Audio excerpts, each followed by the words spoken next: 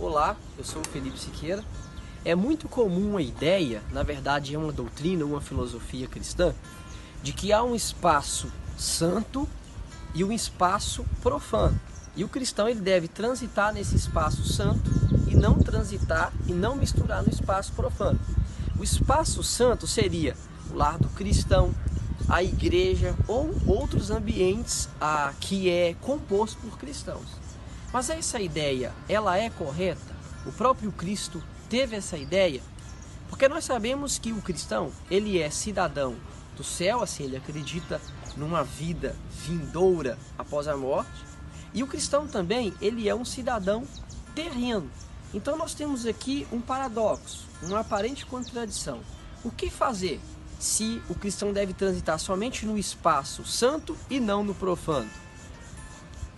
Acerca disso, foi criado ao longo aí dos séculos, desde o século IV, século V, no início, onde a igreja se torna Estado, e isso perdura até hoje, uma ideia que o cristão e a política sendo o espaço profano, o cristão não pode misturar.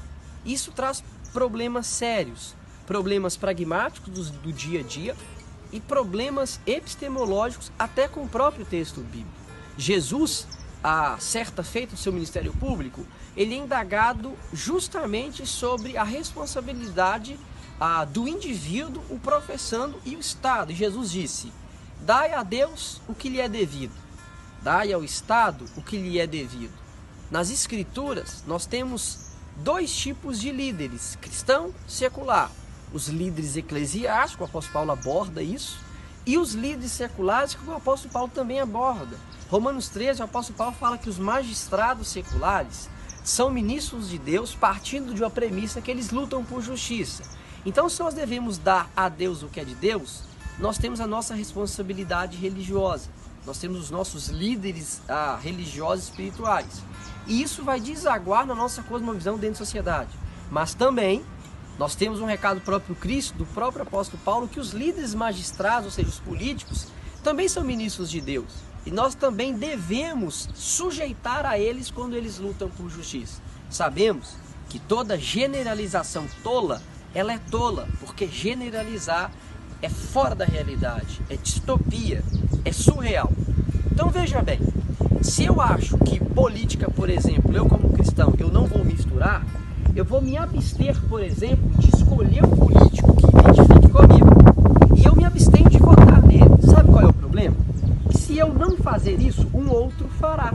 E às vezes o candidato desse outro que não se absteve vai criar leis. É bom observar que um líder religioso não cria lei. Ele ora, ele cuida da parte metafísica, da parte espiritual, que é importante. Mas ele não cria lei. Quem cria lei? Legislador, seja federal, estadual ou municipal. E será que esse legislador, ele está criando uma lei que vai contra a minha cultura cristã? Que vai contra a minha fé?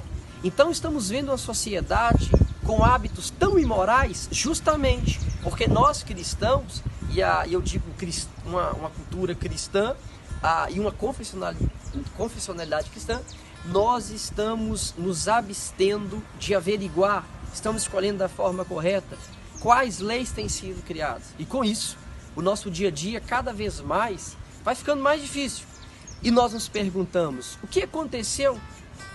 Por que ficou tão difícil? Tudo mudou tão rápido. Não mudou rápido. É justamente pela ideia de valorizarmos somente líderes religiosos e acharmos que o líder político, todos eles são do mal, que aquele espaço é do mal. Não, mas muito pelo contrário. Um líder religioso pode trazer o mal quanto o bem. Um líder político pode trazer o mal quanto o bem. Vamos selecionar e entender que ambos os líderes, ambos os espaços, Cristo nos convida a ser luz.